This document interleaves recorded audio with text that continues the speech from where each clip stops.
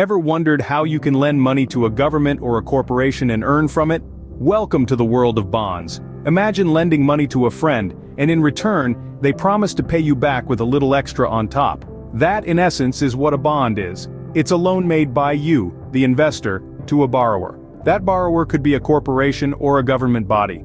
Fascinating, right? Here's how it works. Companies, municipalities, states, and even sovereign governments use bonds as a way to finance their projects and operations. They need funds, and they're ready to pay interest for it. It's like when you take a loan from a bank, but in this case, you're the bank. This process is not just about lending and earning interest. Bonds play a crucial role in the global economy, helping fund infrastructures, businesses, and public projects. So when you buy a bond, you're essentially playing the banker. Interesting, isn't it? Now you might be wondering, where did these bonds originate from? Well, let's take a journey back to the Middle Ages.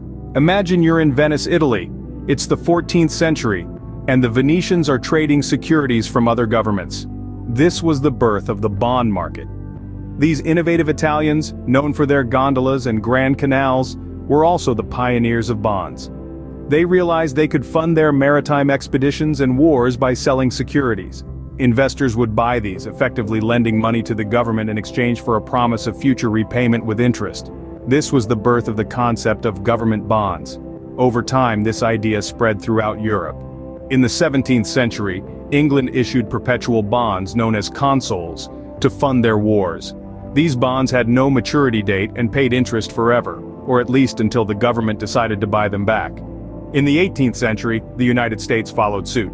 The young nation issued bonds to fund its Revolutionary War. These bonds, known as Liberty Bonds, were crucial in establishing the financial independence of the United States. Fast forward to the 20th century, bonds had become a global phenomenon. They were instrumental in funding 2 world wars and helping nations rebuild afterwards. They also played a significant role during economic crises, providing governments with much-needed funding. In the 21st century, bonds have evolved even further. Today, they're not just issued by governments, but also by corporations. They've become a vital tool for raising capital, funding projects, and managing debt. From funding wars to building infrastructure and corporate growth, bonds have proven to be a versatile and resilient financial instrument. Over centuries, bonds have demonstrated their ability to adapt and remain relevant. They've evolved from simple government securities to complex financial instruments, traded in electronic markets around the world. They've become an integral part of our financial system and play a crucial role in global economics. From ancient times to modern finance, bonds have been a constant, proving their worth and resilience. So next time you consider investing, remember the Venetians and their innovative financial instrument that has stood the test of time. Despite being centuries old, bonds are far from being one-dimensional. There are several types of bonds. Let's start with government bonds, often hailed as the safest type of bond.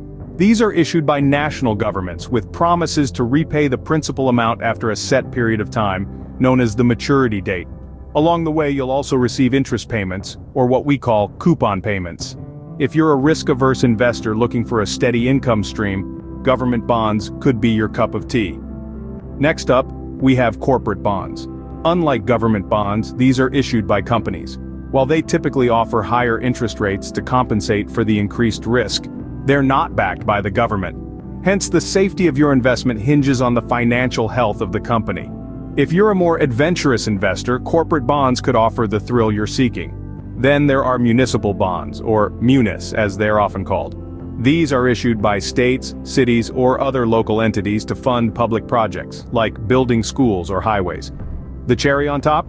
The interest you earn is usually tax-free. So if you're an investor in a high tax bracket, munis might be an attractive option. But wait, there's more. We've also got agency bonds, mortgage-backed securities, and foreign bonds, each with their unique features and suitable for different types of investors. However, it's important to note that no one type of bond is inherently better than another. It all boils down to your individual financial goals, risk tolerance, and investment horizon. For instance, if you're looking to preserve capital and earn a steady income, government bonds might be your best bet. But if you're willing to take on more risk for potentially higher returns, corporate bonds or even foreign bonds could be worth considering. Just as there are different types of loans for different needs, there are various types of bonds to suit different investment goals. You might ponder, why should I consider bonds for my investment portfolio? Well, let me enlighten you on this matter. Bonds play a significant role in diversifying an investment portfolio. You've heard the age-old adage, don't put all your eggs in one basket, right? The same principle applies to investment. Having a mix of stocks, bonds, and other investment options helps to spread out potential risks. Think of bonds as the calm and steady friend in your investment group. While stocks and other high-yield investments may offer the excitement of high returns, they also come with a roller coaster of volatility. Bonds, on the other hand, tend to be more stable and predictable. Another appealing aspect of bonds is that they provide a steady income stream. When you purchase a bond, you're essentially lending money to the issuing entity. In return, they promise to pay you a fixed rate of interest over a specified period. This can be a great way to supplement your income, especially in a low interest rate environment. Now let's talk about their role as a safety net. Picture a seesaw with stocks on one end and bonds on the other. When stocks are up, bonds may not perform as well, and vice versa. This inverse relationship can provide a buffer during volatile market conditions. So when the stock market is on a downward spiral, the value of bonds may increase, balancing the losses from your stock investments. But remember, as with any investment, bonds come with their own set of risks. The key is understanding these risks and managing them effectively. So, in a nutshell, bonds can be an essential part of your investment portfolio. They offer stability, provide a steady income, and act as a safety net during market volatility. By diversifying your portfolio with bonds, you can potentially achieve a smoother and more predictable investment journey. Indeed, bonds can be the steady hand that guides the ship during stormy market conditions. Now that you are familiar with the what, why, and which of bonds, let's move on to the how. Investing in bonds can be conducted in two main ways, directly or through bond funds. When you buy a bond directly, you're lending money to the issuer in exchange for periodic interest payments and the return of the bond's face value when it matures. To buy bonds directly, you can go through a broker or an online platform. The second way to invest is through bond funds, which pool money from many investors to buy a diversified portfolio of bonds. This is a popular choice for many as it offers broad exposure to the bond market and is managed by professional fund managers.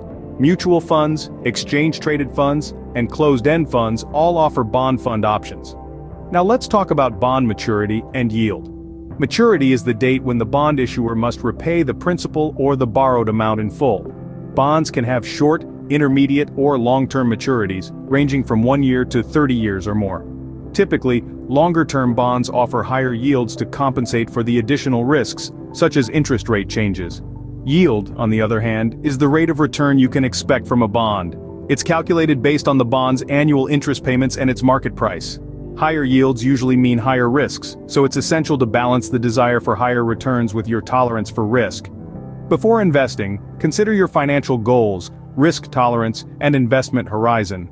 Bonds are generally less risky than stocks, but they still carry risks, such as interest rate risk, credit risk, and inflation risk.